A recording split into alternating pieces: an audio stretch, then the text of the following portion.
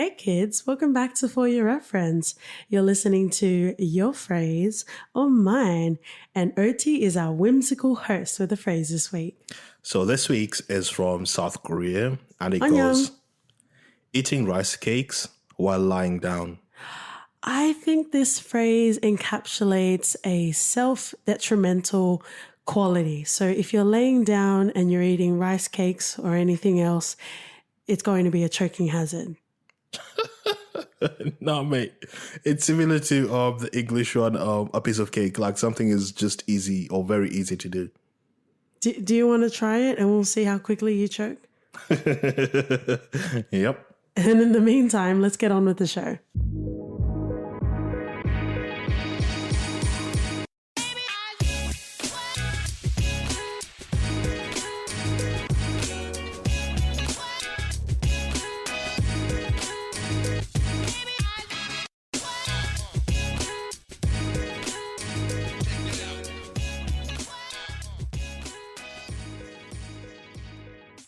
Annyeong, welcome to For Your Reference. Hope you had fun Jack Palancing to our intro music.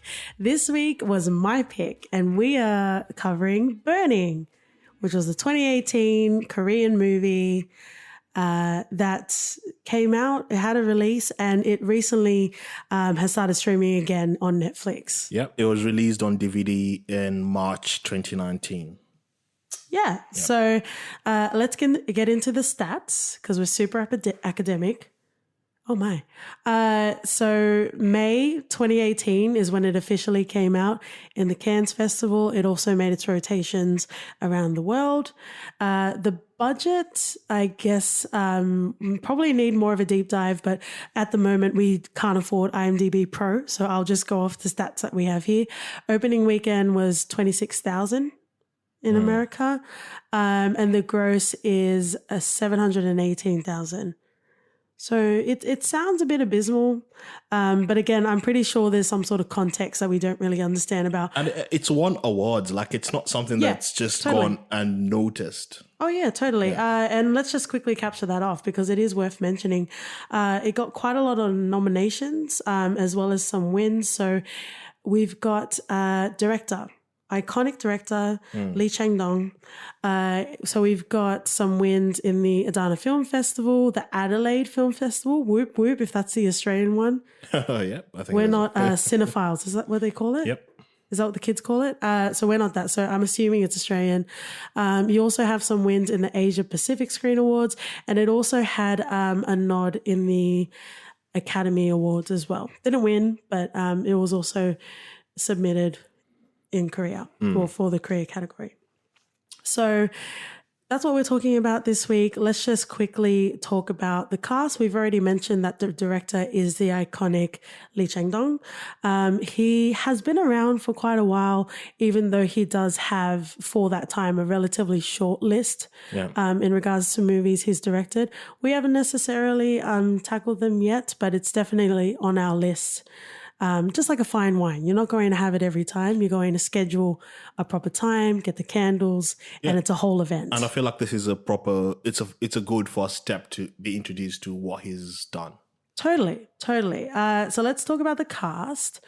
The main sort of protagonist, arguably, or definitively, he is the protagonist of this. You have the character Jung-soo Lee. Who's and I'm so sorry. I know my love for BTS might make you think that I speak fluent Korean, but if I do mispronounce this, I do apologize.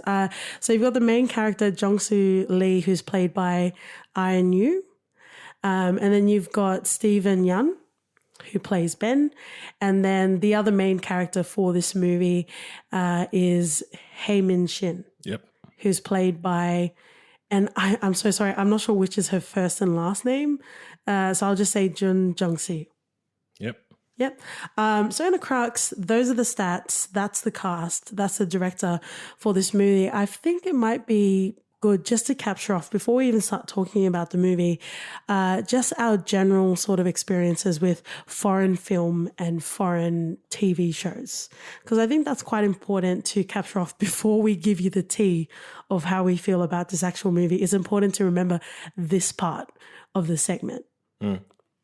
So for your reference, we do watch a whole range of things. And that's the reason why we wanted to start this podcast as well, because we watch a whole range of things and we have a lot of opinions and we just want to share and want to hear what you guys think about it as well. So we also had the first foreign sort of TV show or film we talked about was Money Heist. Yep.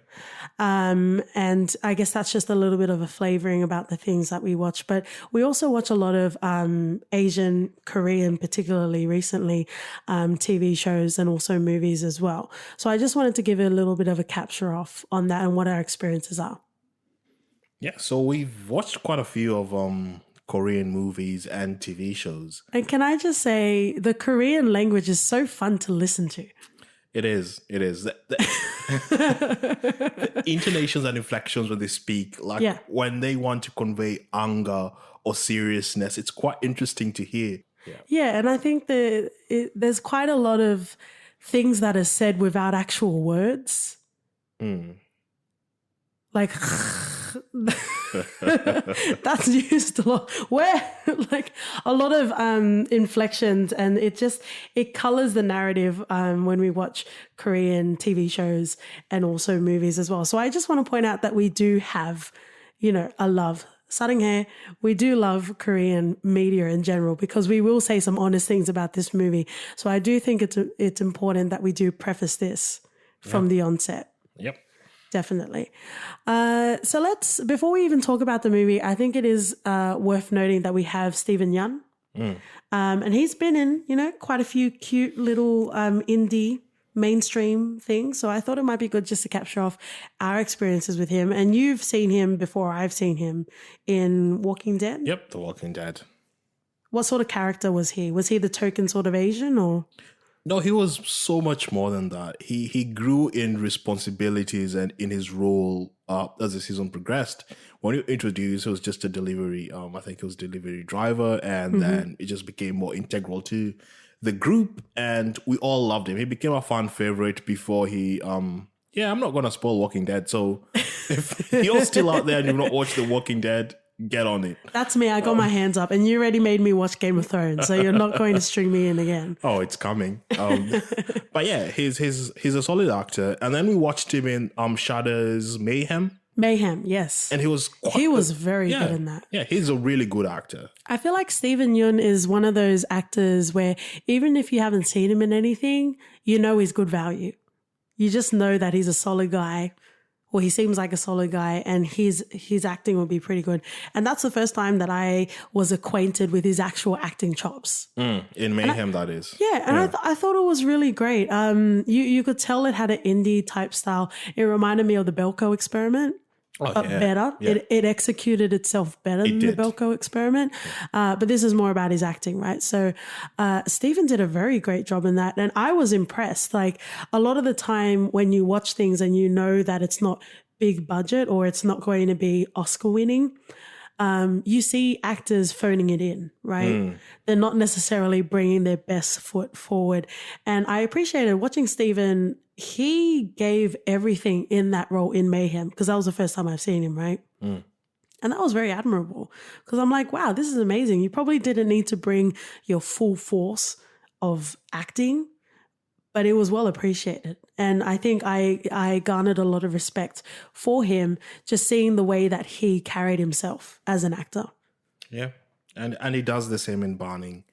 And he's quite likable, and he gives this aura of, maybe I'm jumping ahead of myself here while talking deeply about the plot. And I think that will come later. Just go where it takes you, my friend. But he comes off as the likable anti-hero. Like we have some solid anti-heroes in entertainment at the moment. From Dexter, from watching Breaking Bad. People like to back it.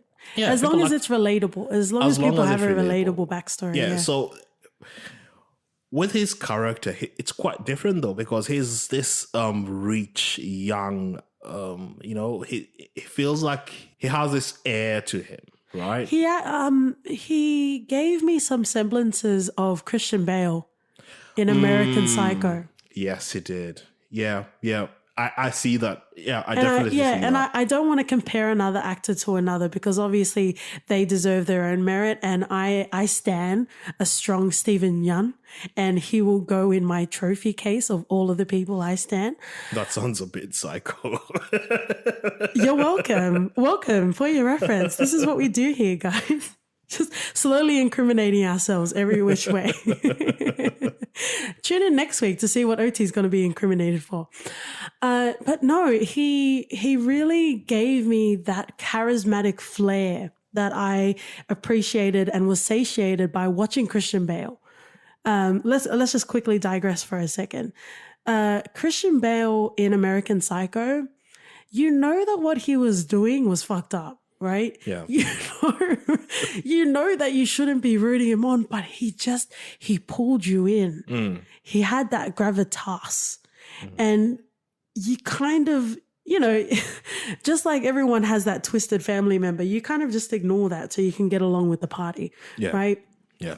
And that's what I got from Stephen Yun. And I really hope, and he has been around, right? And I hope he continues to have that staying power. So we can continue to see him not only in Korean media, but also in, worldwide, international sort of bits as well. Like I would really appreciate to continue to see him in my household. Yeah, and I'm glad that he's actually taking up roles because, there's this kind of death cycle where if you're in TV, maybe not so much nowadays, but where there's you a stigma if you of get TV killed off of TV and you kind of yeah. find yourself in this vicious cycle where you're stuck finding either trying to look for roles, not getting the correct roles, doing big great movies. But he did Mayhem just out of Walking Dead. Yeah, but he's actually trying to, do his own, strut his own stuff and good on him. Yeah, good for him, right? Yeah. So let's dive into the movie. In my K-drama viewing, I haven't come across the main characters aside from Stephen Yun here. So let's quickly capture off just our actual impressions, our initial impressions in watching this movie, and if you had any expectations, were they met? We always live in Spoiler Town. Sorry if you haven't moved here yet. Population OTKT and you, hopefully. If you haven't watched this movie, I don't think it's going to change anything. But if you haven't watched this movie, we don't want to be the people that deflower you in spoilers. So please turn away. We have many other episodes. Otherwise, you can welcome yourself back once you've watched this movie. But we're definitely going to dive into the spoilers. So let's go first impressions. I didn't go into this with any expectations. I think I even zoned out while watching the trailer just because I wanted to be surprised. Yeah. I wanted to know what it was like. Many times we watch trailers and we get amped up, like, oh, this looks amazing. Yeah. And all the good bits are in the trailer. And we have these preconceived ideas of what the movie would be about. And it really doesn't translate when you watch it. So when you're watching the trailer for this, I just zoned out. And by the time we came to watch it, I had zero expectations. Yeah. I was ready to be led. Mm-hmm. My thought, qualms? the first, we have endless qualms. Well, it's like a 2-hour movie, right? 2.5. Yeah. And it did not need to be that long to convey its message. I agree. Because we spend an hour 10 just trying to navigate the relationship between Heymain and Lee. Mm-hmm. Which some bits are interesting, but they overdo it. Yeah. And you could feel like if they edit this, if they cut this a bit more, they could create a more cohesive, compact story where in 15 minutes. No, by any means, this was a watchable movie. And it has a certain aspect of rewatchability. Oh, Where, okay. Where the fact... If anyone wants to watch this movie again, because I will not. If anyone wants to watch this movie with OT, feel free, because I would not qualify it as rewatchable. I would want to watch it again just so that I could see if there are aspects of it that I missed. Because I think this is a Tongan proverb. If you miss the Kool-Aid once, don't try and drink it again. it tastes better the second time round, doesn't it? Oh my. Well, I know what I experienced, and I know what the movie tried to convey. And there's a lot of things that they didn't say that they wanted to, or they left for the audience to try and figure out for themselves. Yeah. Which isn't bad, because, people need to take away things by themselves, and it needs to relate to you in a different aspect. So I'm happy with that. I don't have any qualms. But the problem is when they overdo it. Okay, so it was the heavy-handedness. To the point where it actually affects the movie. Mm-hmm. It's no longer about leaving it to the audience. It's more of, hey, mate, this looks like a gap. You know what I mean? Like, let's digress for a second. So Coachella 2019 recently happened. And straight off the back of that, Donald Glover / Childish Gambino actually released Guava Island on Amazon that he had with Rihanna, right? That was like 50 minutes. Yeah, 50 right? minutes. So I feel like in this day and age, there's no excuse to have a 2.5 hour movie and have us sitting with hand up fucking ass trying to figure out what the fuck just happened. Well, using the words of the great Batiatus, I appreciate your point. But will you ram me with Jupiter's cock? Oh, yeah. Well, Spartacus, guys. The thing is, Donald Glover did Guava Island, and it was so captivating because we barely, by the end of the movie, we were like, oh, is this it? Like, oh, is it done? We were so entrenched into the world of what he was trying to portray. And he achieved so much in 50 minutes than I felt that this movie has done in 2 hours. And I think that's a perfect pickup, OT. Because when you have, I think the best expectation that you can have for viewers if you're creating something is you want to end leaving the viewer wanting more. Yeah. Right? You don't necessarily want to spoon feed people, and you don't necessarily want to make things so vague that they lose interest, which arguably might have happened in this movie. What you want to do is create and immerse the viewer in a world where they're so encapsulated that they want to know more. And they spend years on Reddit theorizing what might be or what was. Yeah, which there's no point in theorizing anything in this movie because we know what the director wanted us to, it's quite obvious. Well, it's anything you want it to be, really. Not really. Like, I'm jumping here to the end, but we have the scene where Lee figures out that, okay, Steven isn't that great of a guy because he always he always had a suspicion. Like, why is this guy? We all did. Yeah, but more so him, from his perspective, he was like, why does a young, rich guy hang out with Hey Min? Handsome. What's going on? Yes. And he started snooping around in his bathroom the first time round. Hey, can I just ask a question? Also to you guys listening, I feel like in a lot of things that we watch, people go through other people's bathrooms. And I think in American sort of movies and stuff, they call it medicine cabinets. And they just have a sticky beak, which I think might be an Australian term. It's essentially being nosy, right? Does that really happen? Do people really do that?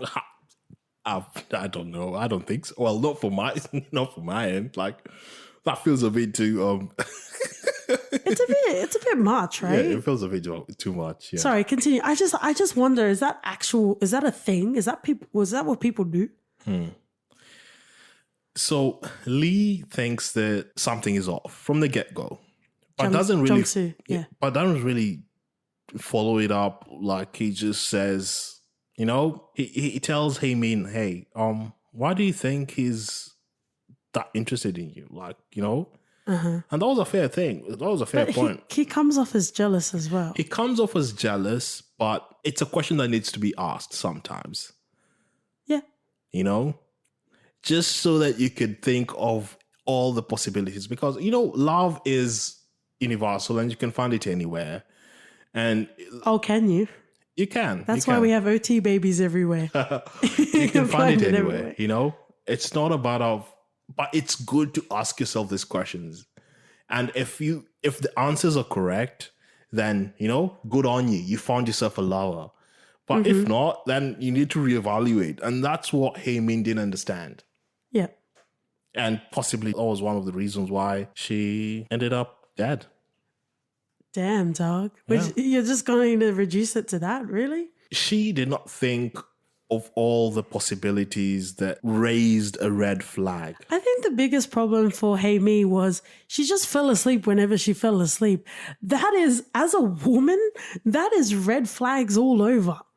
Like, that was such a big concern for me. I'm just like, really, girl? And you went out to Africa and you just like fell asleep wherever you fell. I don't think it was even narcolepsy. I think she just fell asleep where she felt like she wanted to fall asleep. That's so dangerous as a woman. Sorry, that's just a little detour.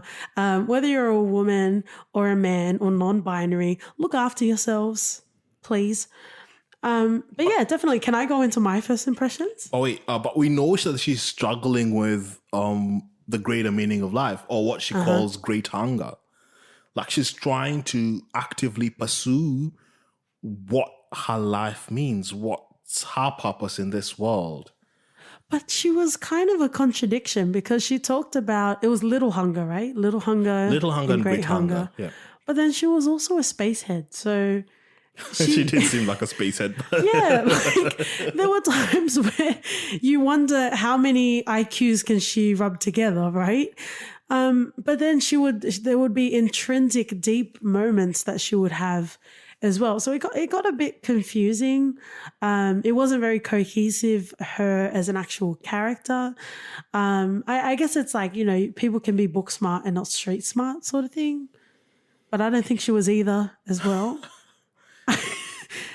I think she went with the flow and she did the best she could to, you know, live in the moment. And there's nothing wrong with that because she had surgery done.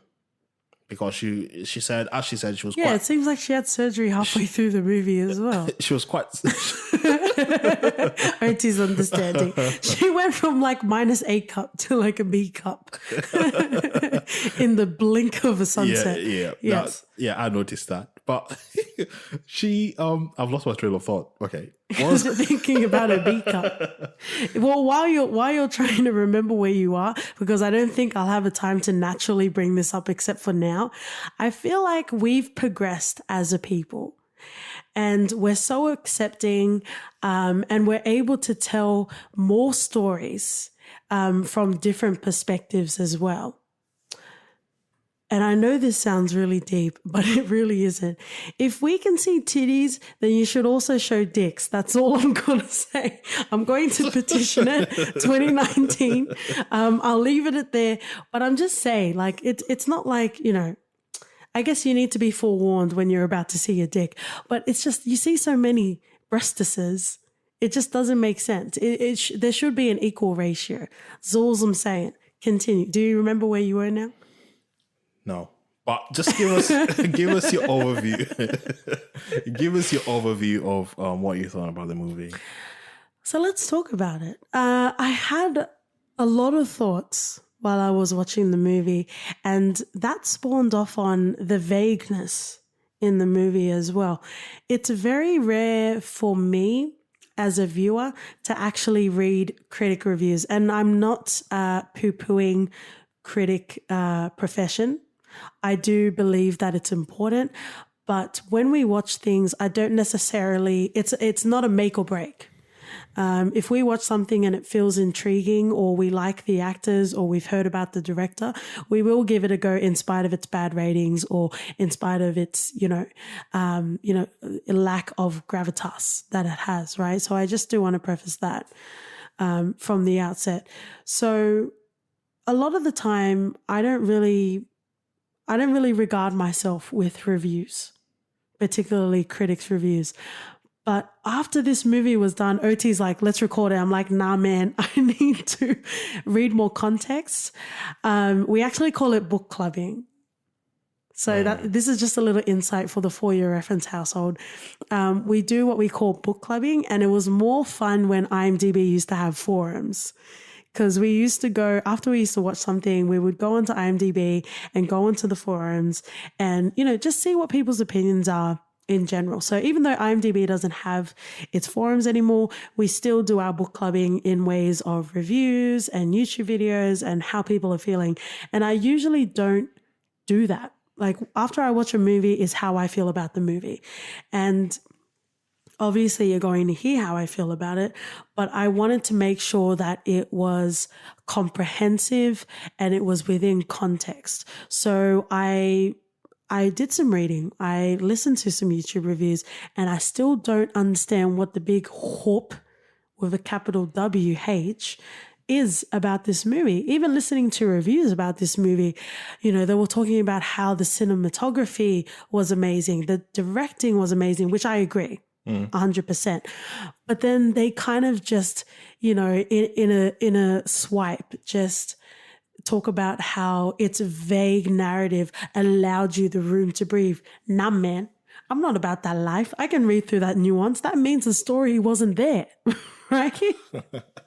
Don't try and package me up something that I know isn't there, right? Because that's just a waste of ribbon and that's just a waste of tape.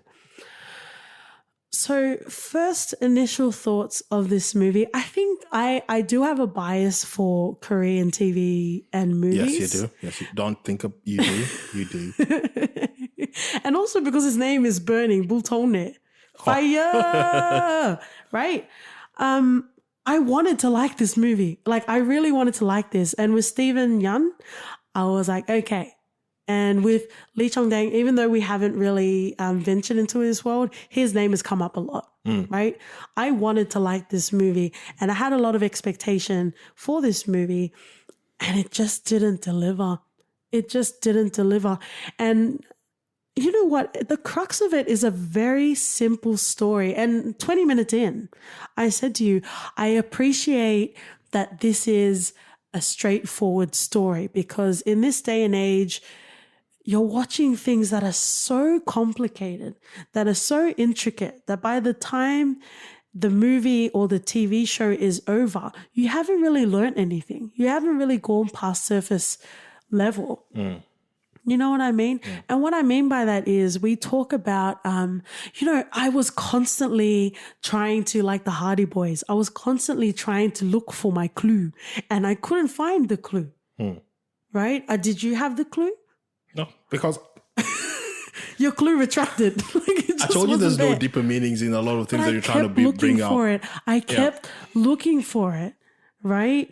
When Hey Me's character was doing her little pantomime, I'm like, ooh, open your eyes, open your ears, pay attention. This is going to be integral to the narrative of this movie. This is foreshadowing 101. This is going to be very important. You're reading into it too much. Because there was nothing there. I was essentially writing my own movie. But she talks about eating the tangerine, and she's like, don't focus on the fact that the tangerine isn't there. And I guess what the director and the screenwriters were saying, don't focus on the fact that a narrative isn't there at all. Just enjoy the cinematography. Just enjoy the acting. It wasn't right, and it's not fair. You cannot spend 2.5 hours and X amount of dollars and X amount of hours and X amount of workers that contributed to this movie and have me feeling empty. And maybe that's things I need to work on within myself. Maybe that's nothing to do with the movie, but it just felt wrong to me. So again, like through watching the movie, I constantly tried to piece things together. And if you haven't listened to our episode of Us, I felt similar disappointment in this movie, because what I mean by that is the movie Burning 2018 that is now available on Netflix wasn't cohesive enough. You brought me into a world that in most respects was grounded in reality. But in any case, we're in your world for 2.5 hours, right? You brought me into this world. And there were so many foundational, fundamental questions that were not being answered that I couldn't focus on the beauty that people keep talking about in the movie because I was busy trying to fill in the gaps myself. I feel like it would be better, or maybe it was lost in translation, because I feel like this movie shouldn't be called Burning. It should be called Simmering at best. Well, we might go into what you thought were glaring issues with the movie, and I'd try and answer it to the best of my ability, because I thought, in as much as I didn't think it was a great movie, it did have the foundation of, a good storytelling. It had a beginning, middle, and an end. And we were introduced to the characters quite nicely. Hey Mean's character was introduced while she was dancing around, just I think trying to get people into some raffle winning, ticket price thing. Just the job to pay the bills, essentially. Yeah. And she recognizes Jung-soo and their relationship. I wouldn't even say it as a relationship. Their friend, their entanglement. The entanglement or acquaintance. That's the best. They were more than acquainted. They were entangled. Entangled. All right. Well, nowadays you can be acquainted with someone who you've just slept with. It's just. Oh my! The world's changing. But look at OT being progressive as fuck. But anyway, Jung-soo's character. Yes. He seemed harmless, right? Yeah, I really liked him. I wanted to keep him in my pocket and make sure he was okay. Like he just went with the flow. Mm-hmm. So when Heyman decided to go to Africa, he was like, yeah, cool, whatever. She comes back and does a Ross on him. Oh, that's a Friends reference. Rachel? No, sir. I will not allow you in the gates. How dare you? If you've watched Friends, you're all waiting for the moment when Ross was coming back. And then when he came back, he had a girlfriend. And that killed Rachel. And we're like, that was the same feeling I got when watching this. I felt really sad for Jung-soo. Sorry, did you say something? But anyway, he gets really sad. He doesn't get sad. He's just, you feel like he doesn't really care, right? I think he just went just along didn't with ask it. for more. He just seems like the sort of guy that would apologize for his existence. Yeah. And one of the funny comments he made while we're watching the movie is possibly that Jung-soo was looking for a reason to hate Ben, but couldn't find any because Ben was so likable. Yeah. Right? He was trying to find some sort of fault and he didn't have one. Yeah, he didn't have one. And because Jung-soo was such a great guy, he couldn't really say much in the matter. Yeah. A lot of things like muddied the water, like I guess I understand. So I understand that characters have lives and like humans, we're fallible and we're multifaceted. I understand that. But if we're watching a movie and it has nothing to do with the core narrative, then don't introduce it. Especially when you have a vague sort of storytelling, because then it just confuses and muddies the waters. Case in point, his relationship with his father. I do understand that it was important because the dad's demise was essentially grounded in his pride. Cool. Super cool. That was essentially encapsulated in that, 20-second soundbite? But they kept calling back to it. And I'm like, okay, all right, this is ramping up. This means something. I've got another piece to my puzzle, right? When really, because a lot of the time when things started to get slow, I'm like, okay, can he leave Ben and Heyman alone and go back to his dad and try and figure out what's going on with his dad? But it kind of just placed all the pieces there and just left you to decide if you wanted to put it together or not. I don't think I agree with that assessment. It's not a builder movie. Well, with his father, it was quite clear on how the relationship was. And when Jong-soo was trying to get people to sign a petition for how good his father was and how friendly he wasn't really that either. Like he wasn't friendly. He wasn't making friends with his neighbors. Yeah. That's not him. He was quite angry. And Jong-soo says that himself, like, my dad was a very angry person. He would go from 0 to Angry. 100. I think he said he had an anger disorder. He'd go from According 0 to to the 100 in a subtitles, yeah. second, you know? And it kind of showed you, it painted a picture of why they were the way they were. Like, But I think a core reason of why the mum left was because of that. And I guess this is something that we don't have enough time to get into, but it must have been a really bad situation. I'm being sympathetic. It must have been a very bad situation for the mother to leave and not take her children with her. because we're introduced to the mother later on. That's a more interesting movie, actually. We're introduced to the mother later on, and she looks she's doing well for herself. Yeah, she looks great. She's dressed in this. She looks quite elegant. And she knows how to text. How many parents these days know how to text? And how rude was that? She's staring at her phone. She hasn't seen her son in 16 years. And all she could do was just stare at her phone. Well, she needed a favor, right? That's why she called it suddenly. Well, she needed to find a way to raise money so they could pay off. But either way, the relationship between Jong-soo and his father, I think, played a pivotal role in that.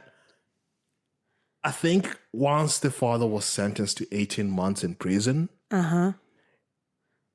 he saw it as an opportunity to do something for Hae-min.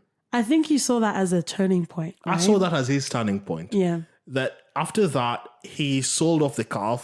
Well, he did reference that early in the movie, but he sold off the cow.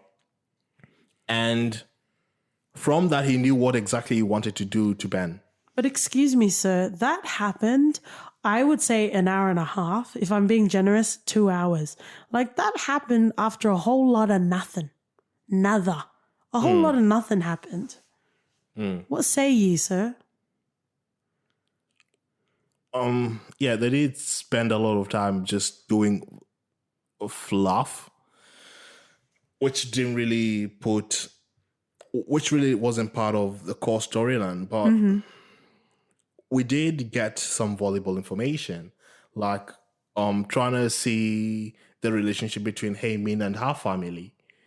Because we know that, well, at the start, I thought Hae-min didn't have a family altogether because she said she was all alone in the world. Yeah. And that's the same thing with Ben. Because Ben's Ben's criteria for killing who he's killing is people who wouldn't be missed. Actually, let's talk about this so we don't run out of time. He spoke a lot in like a symbolic sort of nature, especially when he was talking about his killings, right? It's quite clear. I think the reward that we get is we actually get definitive evidence. Definitive is relative, but if you've watched this movie, this is the most definitive thing that you can take away, right? That he was a killer. And what we saw earlier in the movie with Jong-soo looking through his medicine cabinet or his bathroom was we later found out that these were trophies, right? And finally, my constant picking apart and analyzing of this movie paid off. When he started to talk about the greenhouses, I knew he was talking about people. Yeah. There was one theory where I thought maybe he was North Korean, but that's its own thing. But in any case, when he talked about the greenhouses, there were two adjectives that came up. And again, it was subtitles, so we're not really sure if it was direct translation or not. He said that they were useless. And he didn't use the word barren. There was another word that he used, but essentially it was him justifying his kills for the greenhouses. And that's not really, I'm so sorry, I can't remember what the word was. But the way that he described the greenhouses didn't sound like inanimate objects. It sounded like people. You know, people that don't bring any value. They're a scourge to society. And I think the biggest point was no one was going to miss them. Yeah. Right. So I guess in that sort of sense, on the spectrum of killings, maybe Ben wanted to justify that he's not the worst, right?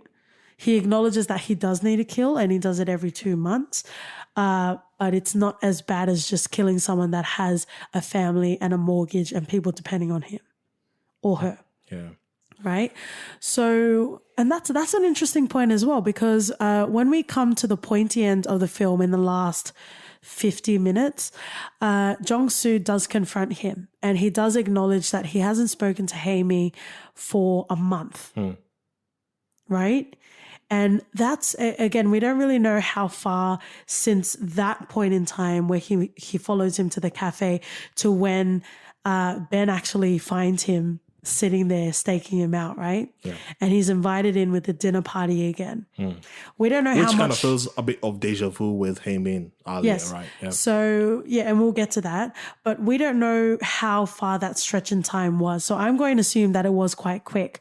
And if we think about his timeline where he said that he can burn a greenhouse every 2 months because no one's going to notice and no one's going to care, I'm taking the assumption that he actually, the next time in between his kills was a month. So it seems like as an American psycho or as a Korean psycho, if you pardon the pun, he was escalating. And his appetite for this was getting bigger. And I really feel like, in Criminal Minds, I'm not sure if this is official Quantico sort of language, but in Criminal Minds, they talk about unsubs having a trigger. You know, they're living their best life, doing their killing spree, doing it in a regulated way so they can continue to live in society. But there's something that that causes the exasperation in their killings and the acceleration of the frequency of the killings. And I really feel like Jong-soo's character is what was Ben's trigger. Because he's quite fascinated with him. Yes. He's quite fascinated with him, which is, I think, he's never experienced that before.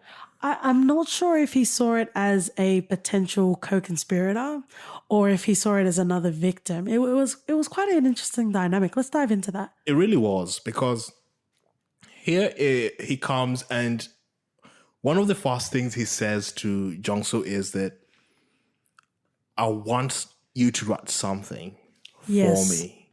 Yes. And I was like, oh, okay, that's interesting. You know? About my story. Yeah. Yeah. He said that quite early. Yeah. And then when Hae-min goes missing and we have Jong-soo sitting in Hae-min's old apartment, tapping away, I was like, oh, there it is. He's got to write an expose or something. And which we're not really told what he wrote. I think that's a missed opportunity. But, that's just me. Did he write anything though? We're not exposed to whatever it is that he writes. We're not exposed to a lot in this movie, to be Other fair. than the fact that he wrote a petition letter, which people said it read great, but other than that, we're not exposed to his skills. But we do know his love for Faulkner makes Ben want to read up on him, because when Jong-soo goes back to him... But does he genuinely? I feel like that was just another device for him to fuck with Jong-soo. But how would he know Jong-soo would be there? Oh, come on now. Some big-ass pickup truck following you? He knew he was being tailed, and I think he was thrilled by the chase. But the first time when Jong-soo went to him at the cafe... I think he knew. So if someone can successfully execute these killings and live his best life and no one come and arrest him, I'm pretty sure he knows how to be tailed or who's tailing him. I think he wanted to understand Jong-soo more. He was fascinated. And that's why he was reading what Jong-soo was fascinated with. Because he said Faulkner was pretty much telling a story of his life. So let's, I definitely don't want to run out of time, and I do want to talk about this.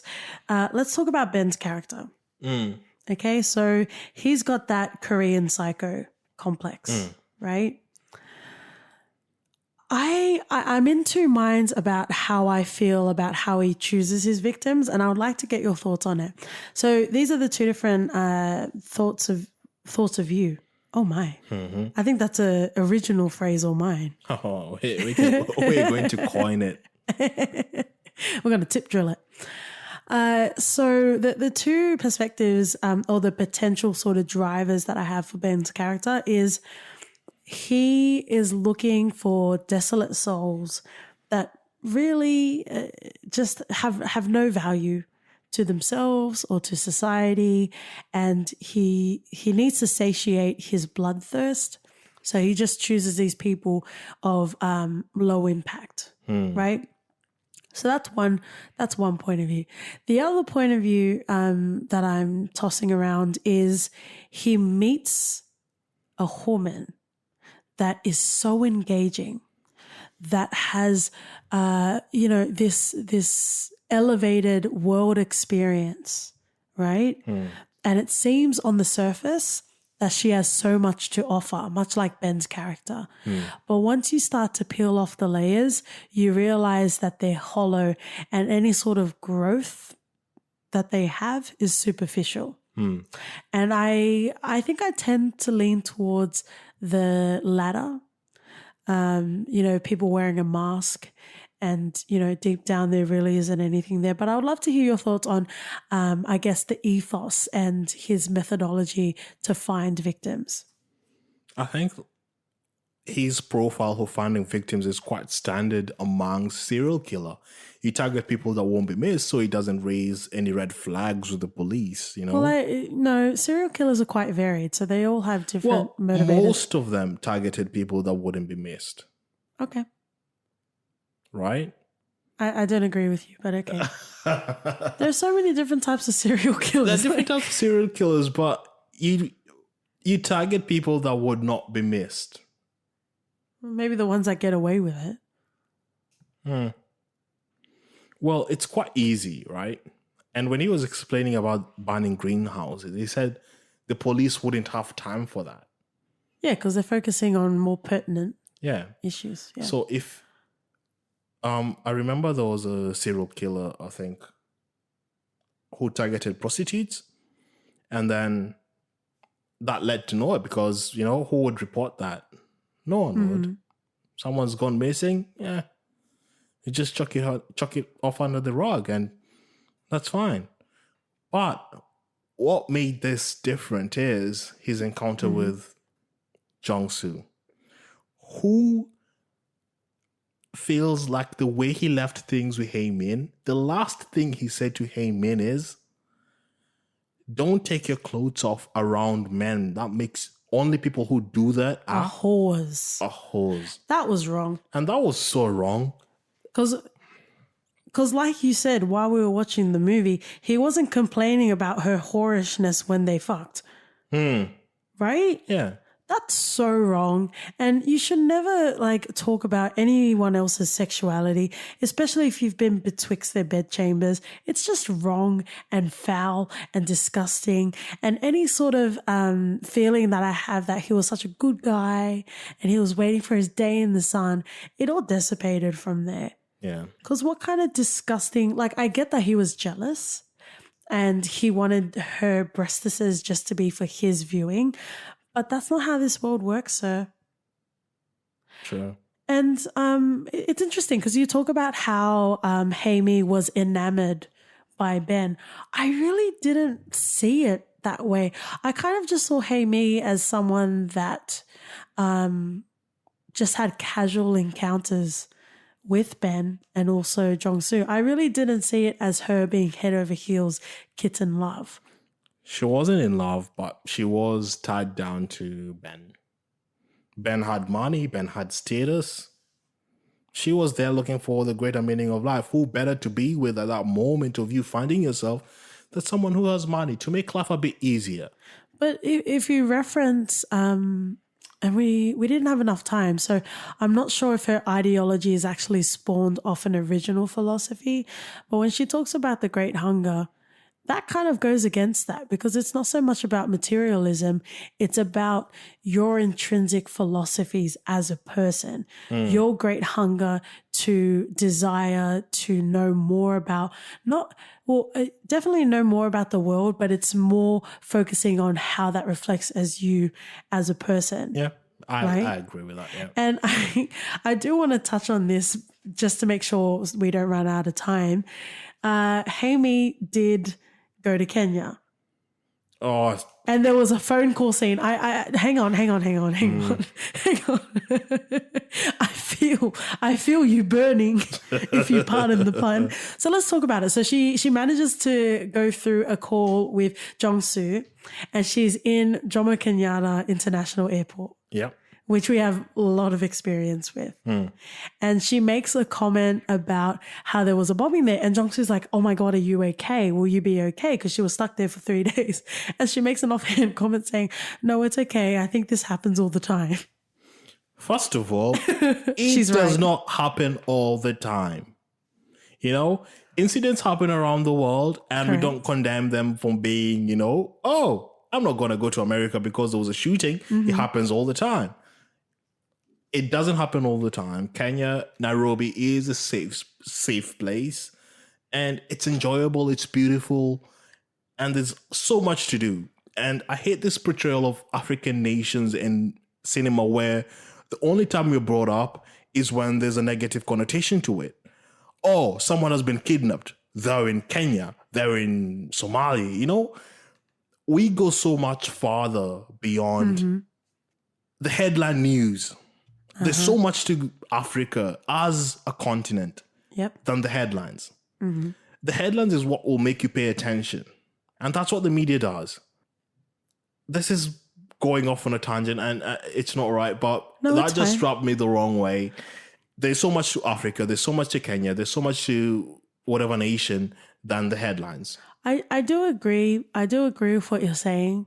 But I feel like her dancing of the Great Hunger was more offensive than talking about the bombing. But I think that's like going back to Stephen Yeun, obviously for his Ben character, I can't even put myself in the mind of a psycho because I am quite sane. As we all know, as evidence will show on the record. No, but I'm going to get on a personal tangent. If we're running out of time, OT, give me that Oscars sort of symbol. But it just really bothers me when people go on, these soul finding trips around the world and they come back and they won't shut the fuck up about it. Right? So, time to time, we will give you some tasty morsels of our life. I think Office Space was the biggest tangent we ever had. But, at some point in my life, I decided to go to Africa, i.e. Kenya, right? But I'm not that person that's going to sit and talk your ear off about how I'm a better person and how I helped Kenya be a better country just by my presence there. And that's what really bothered me. So when Stephen Yeun was picking Hamey and also the later character of the lady going to China, and she was talking about, how China was just throwing money, and she was talking about how cultured she was and how things are so different. Like, that just bothers me. Like, go around, travel the world, tell me your stories, but don't be so pretentious about it. That really bothers me. Mexico. That's a Family Guy reference. Well, for your reference, by the way. But yeah, I agree with that. Like, I think it's fine. Just don't be that person that posts a picture with kids and be like, oh, I'm a new person and I help build. Look what I have. And then when you zoom into the background, the people that are in the background are like looking at you like, what the fuck are you doing? Yeah. And we don't have enough time, and this is probably not the right format to talk about it, but slum tourism is something that really pisses me. Needs to die a quick really death. Pisses me the fuck off. If you actually want to help people living in slums or in rural villages, give them money or give local NGOs money. Don't go there to gratify yourself and think I'm not even going to get into it. But slave tourism, we're not for that. Not slave tourism. Slum tourism, we're not for that. Well, even slave tourism, if that exists. Just be a decent person. Learn about cultures in an appropriate manner, right? Yeah. Help people because you want to help people and not because you expect anything in return. All right. I agree with that. Just And don't be shit people. don't be shit people. Yeah. So going back to the movie, Full of shit people. You said at the start of this that you had some pain points with the movie. Uh-huh. Do you want to go through that now? Yeah, I think we've pretty much touched upon it. So there was a relationship with his father, which I feel like was important. It's not necessarily integral because even, the father's demise was pride. And Jung-soo's character was lackluster. He lived life in grey, really. So I don't think that was integral. It was important to know. But even then, we didn't need the multiple scenes regarding the father. I think him farewelling the calf on the truck was more poignant than the multiple scenes that we had about the father, right? I guess it would have been nice to flesh out the story more because for the first 1.5, 2 hours, nothing really happens. Like I said, it simmers, really. And then in the last 40 minutes, it's all a rush, right? Yeah. Out of nowhere, we finally realize that we need to tie in loose ends, and the mum comes out of nowhere, and then she disappears. So she just serves a plot device and then she disappears, right? That the phone ringing constantly through the film, I felt like that was integral to the plot. We only came to find out that was the mother. Yeah. But even when the voice went, I was like, oh, it's Hey Me. It's a supernatural. It rings at night. And like so many things, like it was so haphazardly put together that I'm just like, it actually didn't need to be that way because for a whole 1.5, 2 hours, we were doing nothing. Right? We were sitting there waiting with our welcome banners and nothing was coming. So I don't know, pacing was really bad. The shots were beautiful. I really appreciated the expansiveness of the wide shots. And I think the best way to describe the directing and the cinematography of this film is it was real. And I know that doesn't give as much it doesn't give as much encapsulation as I would like it to. But, a lot of movies that you watch are so built up in sensationalism and they're so built up in gratuitousness, right? It was nice to see a grounded, as much as it could, and a real take on directing and cinematography. Right? Yeah. They had the expansiveness, but it served the purpose of the story and it made sense. And I really appreciated that. I'm not for builder movies, right? Don't just tell me it's there and I need to pick it up myself without, establishing what the rules of engagement are. Right? Yeah. And you've got so many different themes that you're introducing to this. You've got his daddy issues. You got his mummy issues. And where the fuck was the sister? They don't show her, but she has a Well, family they had and enough kids. time. They had enough time for 2.5 hours. Well, the point is that they don't have any sort of relationship with each other. But that's my point. So you talk about like his family sort of dynamics that he has, right? And we also talk about Ben's character and his obviously sexual, but his killer escapades that he has as well. We talk about Hey Me and how she's not really living a fulfilled life. No. As you can see. She's kind of living that drone life. Yeah. And then she goes off and has this eat, pray, love sort of adventure. And then she comes back, right? With a man, yeah. Can you imagine having an entanglement with someone, picking them up at the airport, and she just rolls up casually with another guy?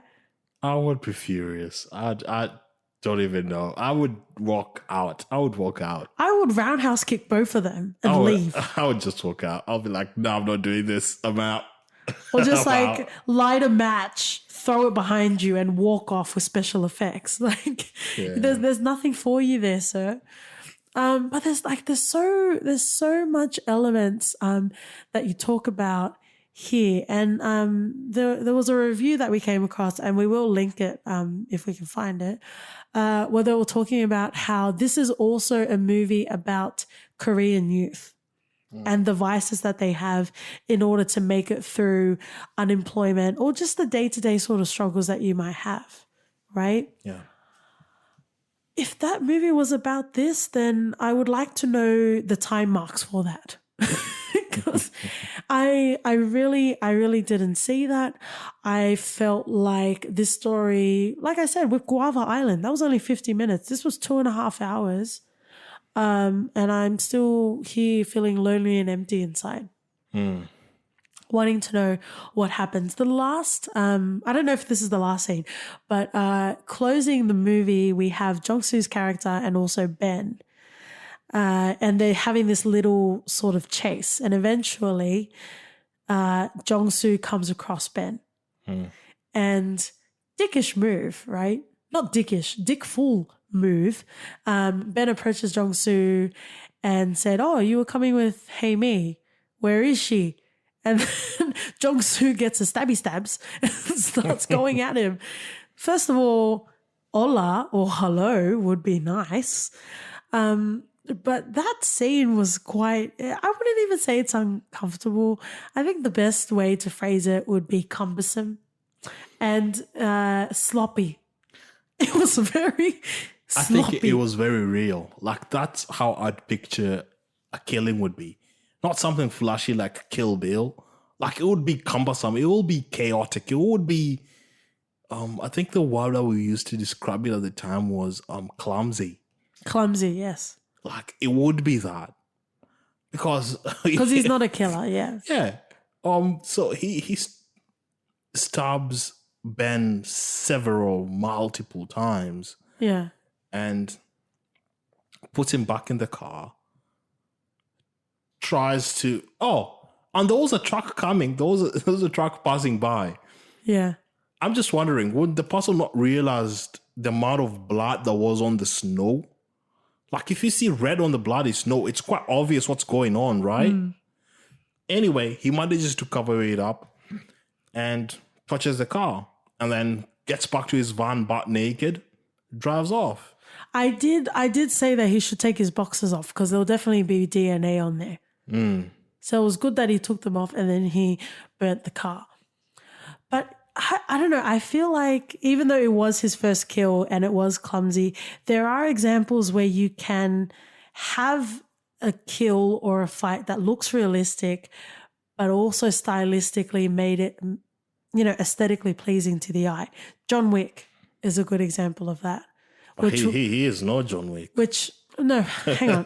Which we will cover before John Wick 3 comes out, right? But in John Wick, stylistically, you do have moments where stabbings happen and then Keanu Reeves, John Wick's character, obviously, tries to push the people off and that takes a few frames to happen, right? So there are ways that you can convey that without it just being a home video of this week's stabbing. But yeah, I don't know. I just felt like it was very clumsy. But again, that's not a make or break for me. Watching the movie, I was like, if this becomes one of those movies where nothing makes sense until the end, that's not enough for me, right? You need to please me throughout the movie. You can't just give me a good jab, if you'll pardon the pun, at the end, and then I'm all happy days reaching nirvana, right? Doesn't work that way. But I don't know. It was a bit lackluster. Now that I think about it, there aren't as many semblances of burning than there is of wanking. This fella, think about direct symbolism for burning and think about him actually wanking off. Then you should just rename the movie. Yeah, there are quite a few scenes of him walking off. Well, it's realistic, when the urge comes. Well, he just had sex with him and he goes to look after the cat. In her apartment, he jacks off every day or every time he goes there. And, it's normal. he jacks off the his picture. Uh-huh. I didn't see any problem with that. That's what I'm saying. You should call this movie wanking and not burning. Yeah, but it just also shows you that he must have been so excited for Hae-Min to come back that it was like, oh, tonight's gonna be great, and then to go there and see and see Ben. Oh, that would have killed him. Yeah. So let's capture off, because we joked about it, but let's actually talk about, let's do a rough count of symbolism or direct correlations to burning, because that was the ethos and the foundation of this movie. The burning life of youth. Yeah. There's the obvious one, the burning of the greenhouses. Well, when he was a kid, Yep. he had to burn his mother's clothes as well. Yep. There's the final scene where there's actual burning of Ben and the car. Yep. Do you think we can also attribute like a burning desire to kill, like Ben? Yeah. He has to do it every 2 months. Yeah, that's a great pick. What do you think he did as a job? Because there was a reference that he was like the Gatsby, where he's living such a luxurious life and no one knows where he gets his money from. Yeah, I'm not sure I understood that. Maybe he was just born into money, because we're not told anything that has to do with... Oh, also, sorry, my friend. When he had the dinner party again and they brought the other girl around, the one that just came from China, do you think the friends either knew or had an inkling about Ben's secret life? I think they just thought he was a playboy. Like every 2 months Actually, he'd have a yeah. new girl. It could And be. he'll parade her and tell them her exotic stories of where they've been. This new girl was in China. The other one went to Africa. So, I think that's just his thing. He's a playboy. He's rich. He can do whatever he wants. Yeah, that was explained. You wouldn't really think, easily. oh, hey, wait a minute, this guy's a serial killer. No, you wouldn't. How about when they were looking for Boyle, the cat? Yeah, we were screaming for him to say Boyle. But it was so to annoying. an extent, we thought he wouldn't even say it. But it was so annoying because they spent so much time on it, but we already knew. Yeah. Like you've given us 2 hours to think. That's literally all we had. We just beat our time and we were just everything waiting. that happened in that last 40 minutes you'd already thought of. Yeah. And there was nothing new that came to the fore that we were like, yeah, it was just like, yeah, we thought of this. We've had our time to simmer and we thought of every possible permutation that would come.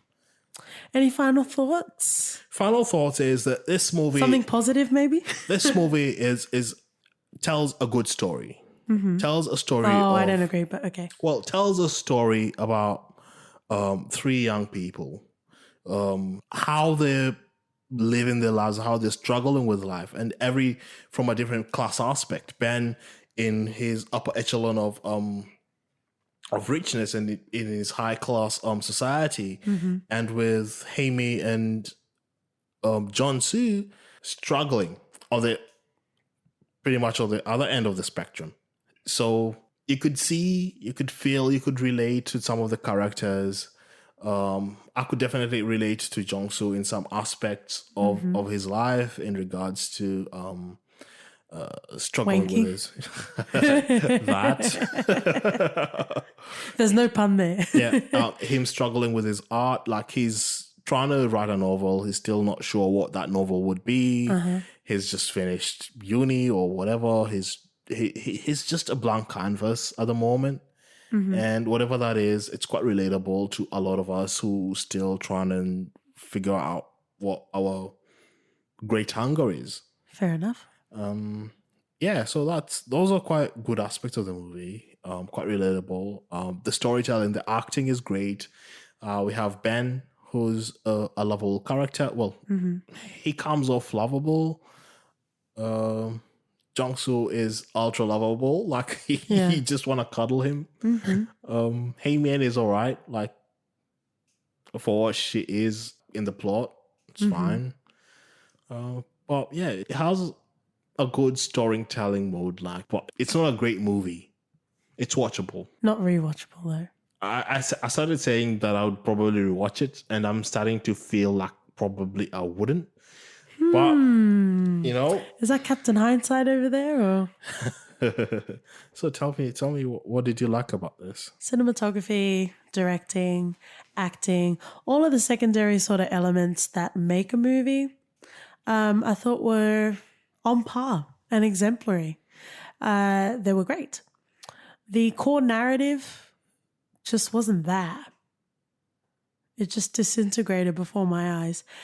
I guess I'll just like to leave it open to critics or amateur critics of the like. If you've watched this movie, well, hopefully you have, because we've pretty much spoiled everything about it if you're still listening. But if you've watched this movie and you have a completely different point of view, albeit this is, a movie of our time and of our decade, and it will, if aliens were to come on this earth and you could only show them one movie, this would be it for humanity. If you feel so strongly about this movie, please reach out to us, because I would love to have a discourse about this. Because obviously all of the research we were doing was one-sided, and, people weren't responding to us. We're just reading it, consuming it.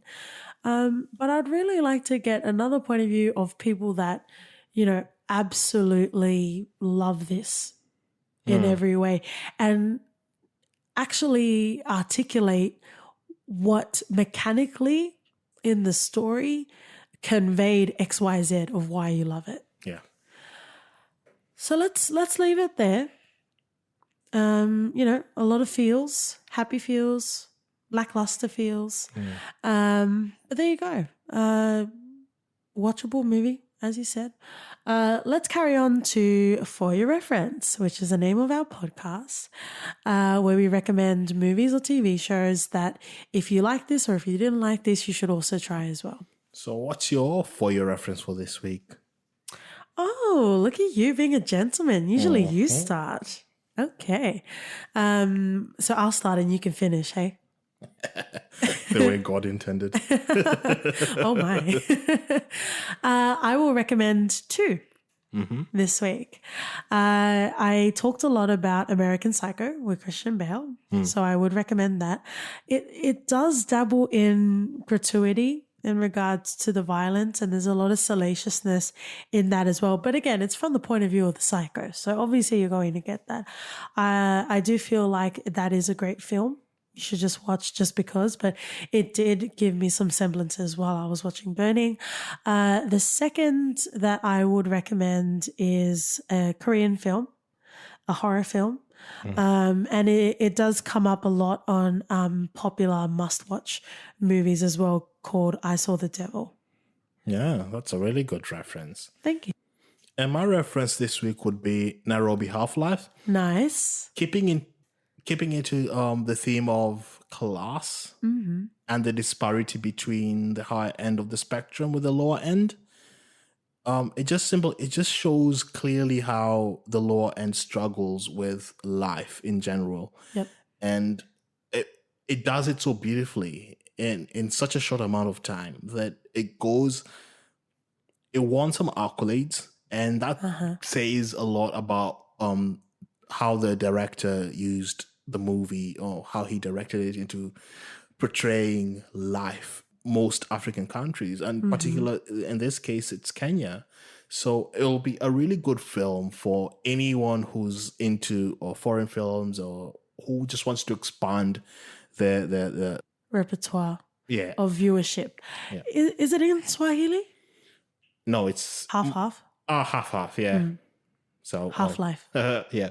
And there's all the subtitles anyway, so go with that. Nice.